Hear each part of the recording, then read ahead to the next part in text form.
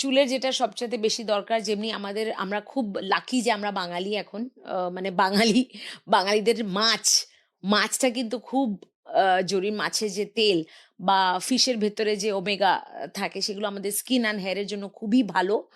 Omega 3 রোদ আমি বলবো যে খুব দরকার, কিন্তু খাওয়ার জন্য মাছ, চিকেন, প্রোটিন যেটাতে রয়েছে, এগস খুব ভালো, ডিম।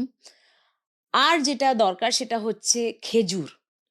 খেজুর আমাদের ফ্রুটসের সঙ্গে যদি একটু খেজুর, একটু কাঁচা ছোলা এসবের সঙ্গে যদি একটু খাওয়া হয়, খেজুর কিন্তু খুব উপকারী আমাদের চুলের জন্য। আর পালং শাক, তারপরে ওয়ালনাটস, মানে আমাদের যদি একটু ড্রাই ফ্রুটসের ভেতরে যদি ধরা যায়, তাহলে আখরোট মানে ওয়ালনাটস, সেগুলো যদি খাওয়া হয়, নাটস একটু পরিমাণ মতন, মানে সবকিছু যে একবারে বেশি খেলে বেশি চুল হবে সেরকম না, সবকিছুরই একটা পড়েও যেতে পারে তাতে। হ্যাঁ, পরিমাণ থাকতে হবে। মানে অনেকে একটু এক্সাইটেড হয়ে গিয়ে ভাবে যে বেশি খেজুর খেলে বোধহয় বেশি চুল হয়ে যাবে। সুগারটা বেড়ে যাবে। না,